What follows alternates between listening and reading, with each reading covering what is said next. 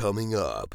But you also said something about motivation, them not wanting any trouble. So what kinds of comments did they make in terms of explaining why they didn't refer this to the RCMP?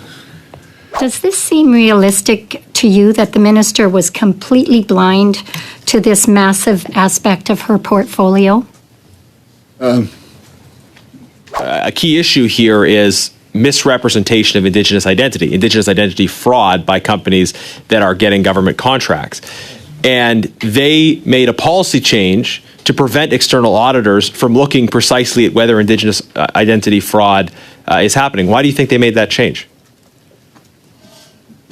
This guy's garage.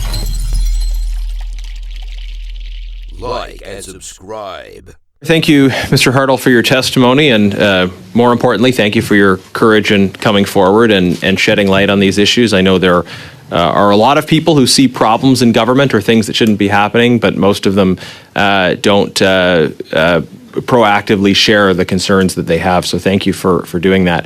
You've identified the fact that this joint venture involving Canadian Healthcare Agency only existed to take advantage of the Indigenous procurement rules. It wasn't a sort of organically emergent Indigenous company. It was created for the purpose of taking advantage of the rules that exist and providing maximal, in fact, complete advantage to non-Indigenous owners of Canadian Healthcare Agency. Is that correct? That's correct. The owner of CHCA, Miss Humana, promised the Indigenous company, a lady named Pearl Chilton, that she would make lots of money, but they never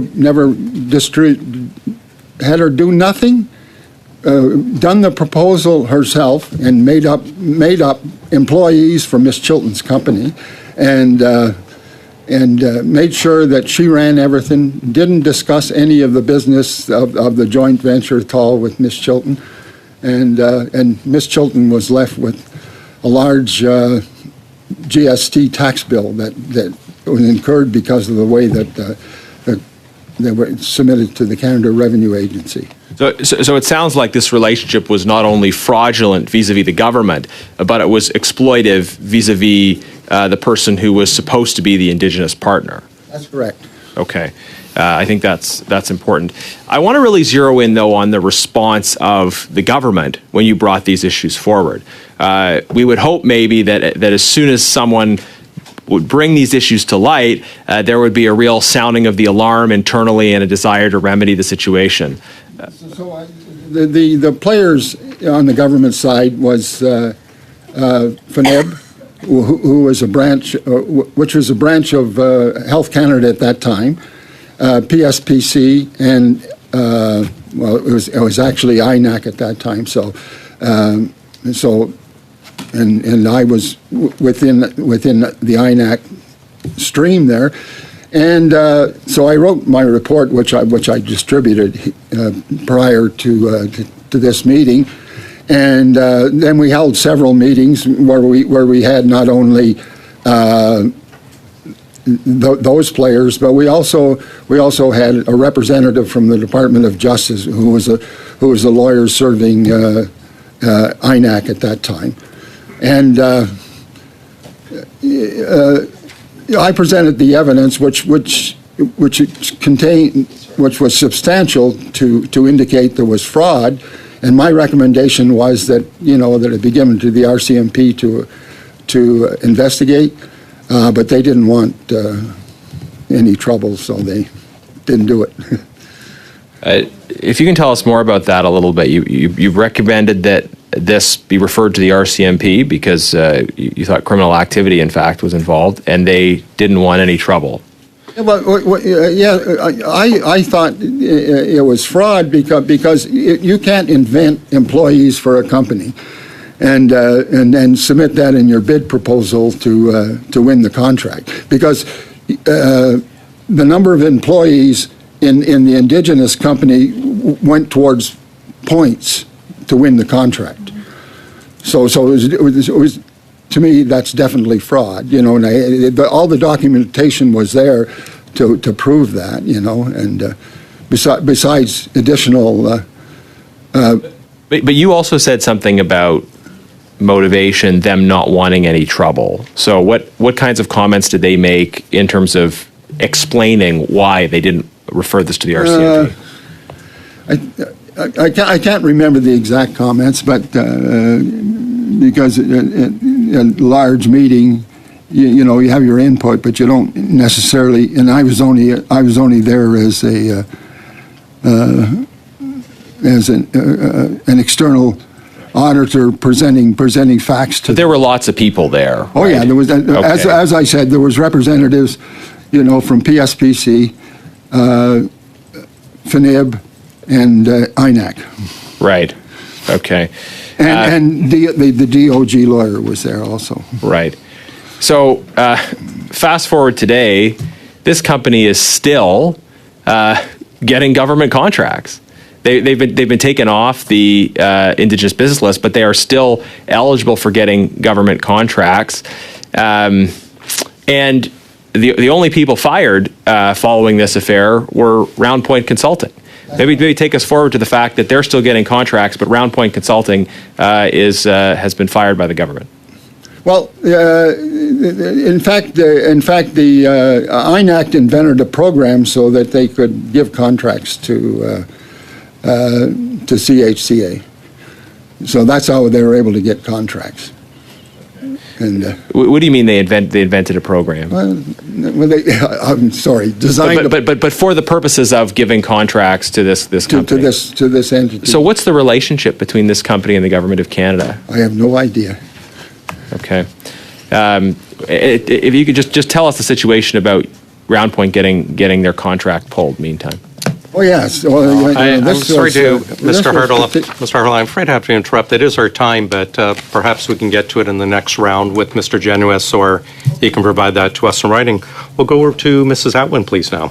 So what is your response to the minister's announcement yesterday that she's pursuing an external audit of the Indigenous Business Directory? Well, that was being done, you know, and she fired the person doing it. It seems to be a rather hypocritical response to a problem that they created themselves. Okay, thank you. Thanks, Mrs. Atwin. You mentioned that there was a whole list or criterion that was used in order to verify the indigeneity of a business. Would you be willing to share that list with committee in writing? Yeah, I do have that here. I was just looking it up. Besides the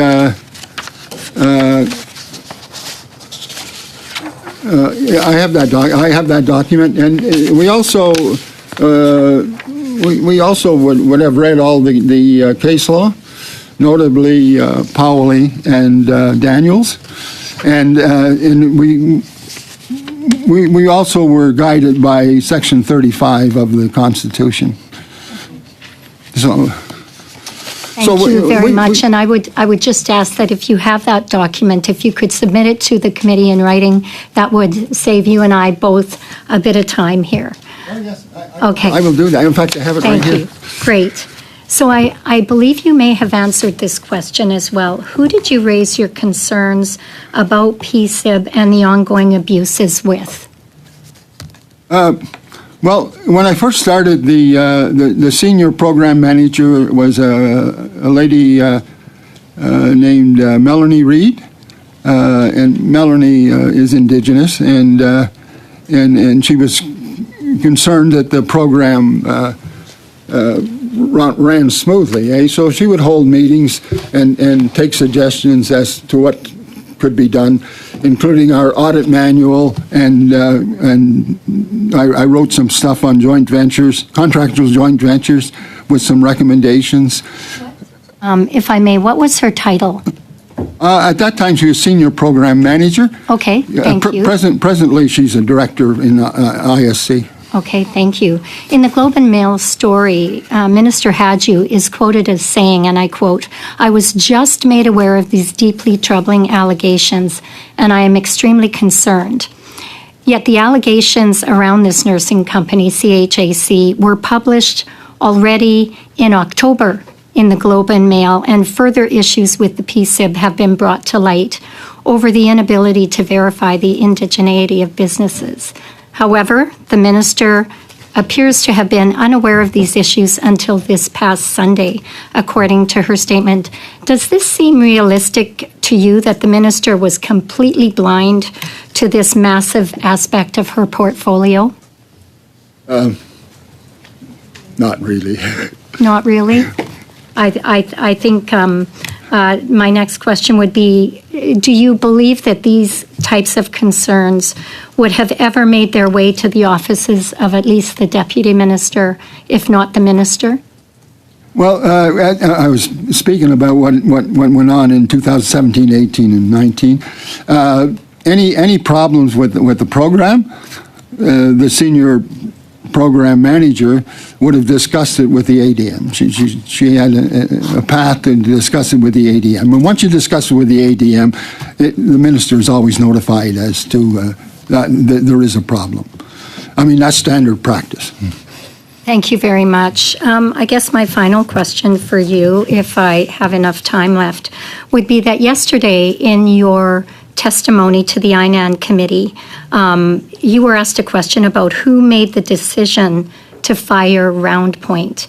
And it would have appeared that when Ms. Sultan was trying to answer the question, the minister intervened. Can you confirm for us who it was that made the decision to fire Round Point? Do you in fact know? Well, okay, she said, Ms. Sultan said, that it was a joint decision with the contract authority. Well, I just a minute, I get my notes here because I watched that and I was going to address it, but I ran out of time. This is totally false, okay? The contract authority, a lady named Karen Netzer, is designated Senior Procurement Officer. And her authority only pertains to administrative matters, such as writing the contract, ensuring the contractor adheres to the security provisions, and processing the invoices for work completed. That's all her authority. So any decision on policy matters rests solely with the Director General. So she made the decision. And thanks, Mr. Hurdle. That's our time. We have a strict schedule we got to keep to. Mr. Kuzmierczak, please go ahead, sir. Thank you, Mr. Chair, and thank you, Mr. Hartle, for your appearance here at committee here today. So, wanted to ask you a few questions. As of November of 2024, there are 2,945 businesses listed on the Indigenous Business Directory. Of those 3,000, let's say, businesses, 111 are Indigenous businesses are joint ventures, which represents about 3% of the total. And in 2022, when ISC did a review of the Indigenous Business Directory, they delisted or removed 1,100 businesses. So about 25% of the total were removed. Can you comment on this step that was taken? Any thoughts on that? I have a couple of notes on businesses being removed from the IED. From 2017, just when really quickly, sir. Yeah, so each year there was business dropped and added. So the number always fell somewhere between 2,000 and 3,000 businesses each year. New ones being added, some of them being dropped. And it was explained that they would be dropped for various reasons. Like the business wouldn't respond, maybe went out of business. But 1,000 had been removed from the last review. Is that significant, that number, in your opinion? No, because you know, there was years that easily get 500. You know, so going to 1,000 is not to me significant. And don't forget that there was a spike when the 5% target was introduced. Okay, so the government actively tried to get businesses to register in the IBD in order to meet the 5% target, and then they found that they were a little bit over exuberant, and that some of these people shouldn't have been included, so they took them out. So I appreciate it. Well, thank you, Mr. Hartle. And I just for the interest of time, I do have another question for you. Are you familiar with the new Office of Supplier Integrity and Compliance, or OSIC, that was established by this government? It actually expands what is the grounds for which a business can be made ineligible or suspended. It broadens the number of violations that can be brought forward and the penalties that can be doled out. Are you aware of the Office of Supplier Integrity and Compliance that was introduced? Yes, I'm aware that the office was introduced, but I didn't look at the details. It was on my to-do list. Now, this office was not around when you were doing audits, as I understand it, and so the tools that we've introduced to strengthen integrity and compliance, and also the penalties that can be provided, was not available when you were doing your audits. Is that correct? Correct. Yes. That's correct. Oh, okay. And I think that was the major criticism that was there from the previous Harper government, was that the integrity regime only had at that point a nuclear button. It could only react only if a company was charged or convicted of a crime, for example. Then the integrity regime kicked in. Whereas now there is much more nuanced, broader scope of violations that can be addressed, and many more tools for the integrity regime. Is that a fair assessment? Well, that things have improved. Not really. I mean, if you would proceed with fraud investigations, then it would have kicked in. So right now you're perhaps in the same boat. You know, if nobody moves on the result of the audit, how can it do its work? So. Okay. But the added tools are welcome. Thank you, Chair. And frankly, Mr. Hartle, this whole situation is just disgusting. You have a department in government that is supposed to be there to support Indigenous peoples. You have a Prime Minister who said that this is the most important relationship, and then you have really what we've been talking about throughout this whole scandal, which is elite, well-connected, non-Indigenous insiders taking advantage of the program to try to enrich themselves, and Indigenous peoples being left at a severe disadvantage as a result, and the government, the department, not having their back, only trying to preserve the optics of the program. To review your testimony, you identified the fact that there was a problem with the Canadian Healthcare Agency. The minister was likely informed. You wanted to refer this issue to the RCMP. You were blocked in doing so. They subsequently changed the rules to make the auditing process more difficult, and then they fired your auditing company. Is that correct? Exactly. Okay. You wanted to follow up on your reaction to Ms. Sultan's testimony yesterday. I think that covered quite a bit of that. You know, that one was stating that it was a joint decision when it was a unilateral decision by Ms. Sultan, and then there was a question about the work, and she said the work changed, which is a total falsehood. You know, like Round Point Consulting dealt with a number of tasks, which were the desk audits of new registrants,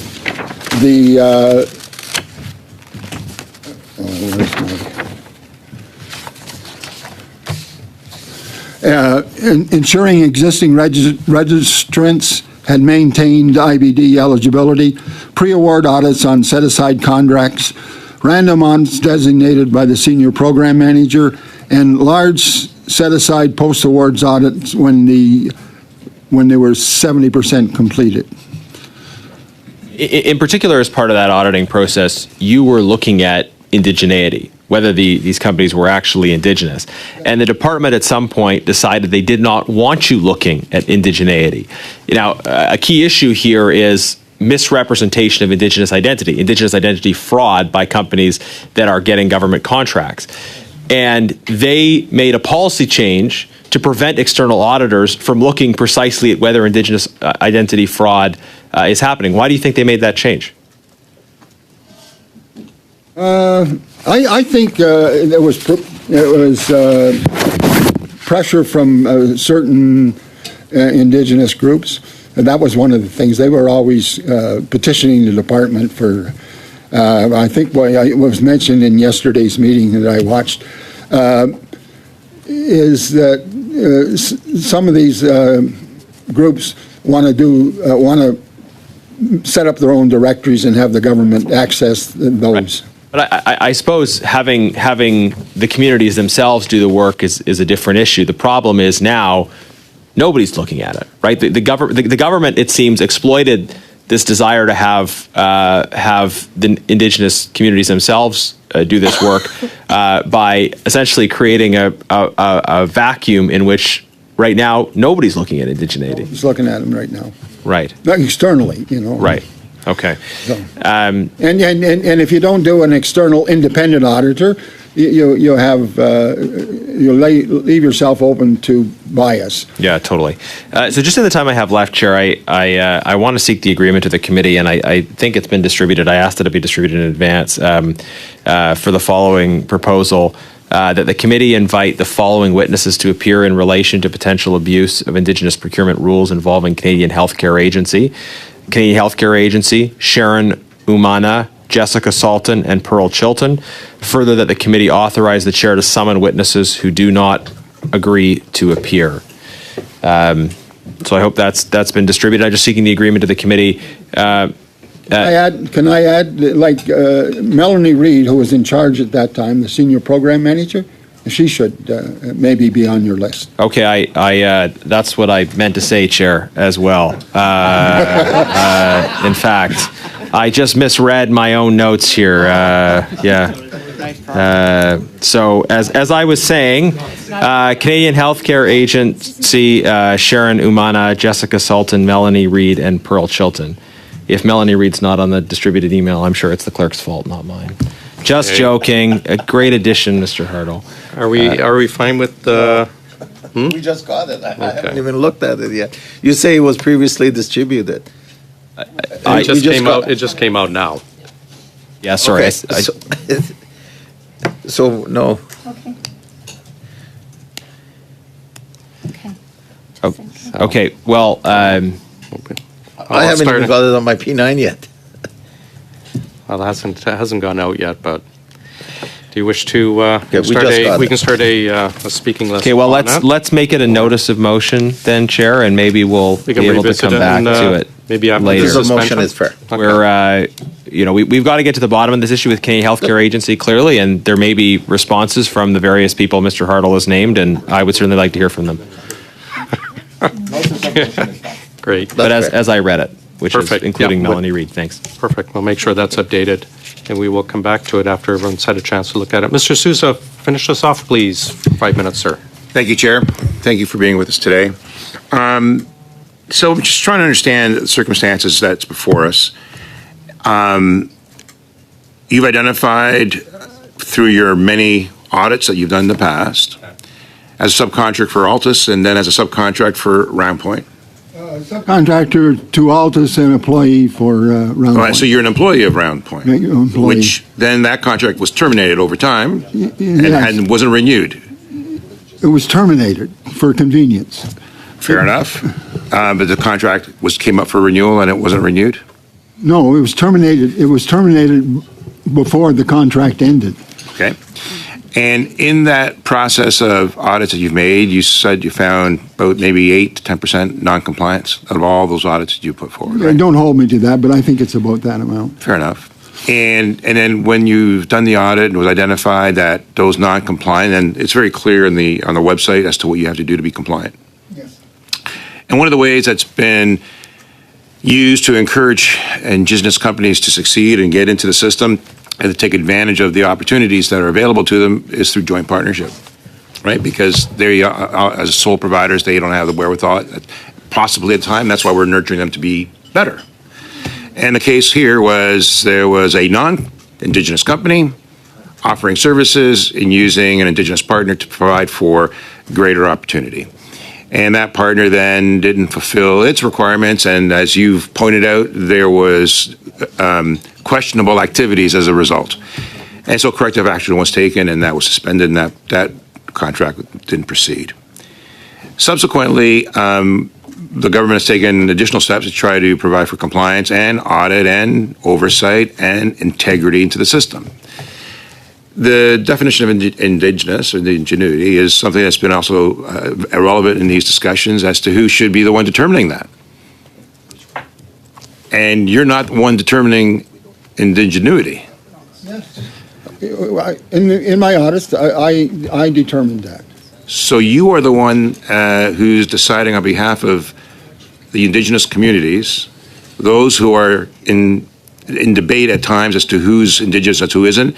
They're relying on you to say, yes, you are or you are not Indigenous? It's not relying on me. There's a published criteria list that you follow. I'm an auditor. I just make sure that if the criteria says that you're Indigenous, I gather the evidence and I state there is ingenuity. Right, and some of those very communities are saying that shouldn't be up to the government to decide. Well, I'm just referencing what has happened in these testimonies. No, I understand that, but let me tell you that part of the process is we interacted with all these various groups, eh? Like if we wanted to find out if somebody was a Nunavut company, we phoned the registrar, or wrote to the registrar and asked them if this person's on the list. If this person's on the list, they're Indigenous. Okay, so and in the same thing, there's various self-government entities that maintain their own lists, and we just, as auditors, we would contact that group and ask them if this person is on their list as a member. Fair enough. So I'm not questioning the actual audit of that nursing home. I'm trying to look at what's happening beyond that. Okay, we get what happened and it was identified and it's being dealt with. But now beyond that is a greater issue. And the Integrity Commission that's been established, the steps that are being put forward, is to try to provide integrity and transparency in the system while at the same time nurturing the Indigenous engagement for their success. So what I'm pointing out, those things are already being done. Okay. The criteria is published by the department, and we have to follow the criteria. If you fall in one of these 6 categories, you're Indigenous. If you don't fall in any of those 6 categories, you're not Indigenous. But as auditors, we also make sure that we've done all the background. Like I've read all the Supreme Court cases. I'm not getting it. That's not my point. My point is we are all entitled to. We required to that audit, to that job, and I'm trying to understand, so what should we do better? I mean, we look at the fraud. We have to make sure that doesn't continue. We're taking these extra steps to try to prevent them. So what are you suggesting should be done? I just suggest you have your departments follow the practice. I mean, if you take away all the ability to audit, you can do whatever you like. We're augmenting the audits. We're actually creating greater restraints. Well, That's it. I don't see it in this particular case. I mean, you've removed all the external audits. Okay, that is our time, gentlemen.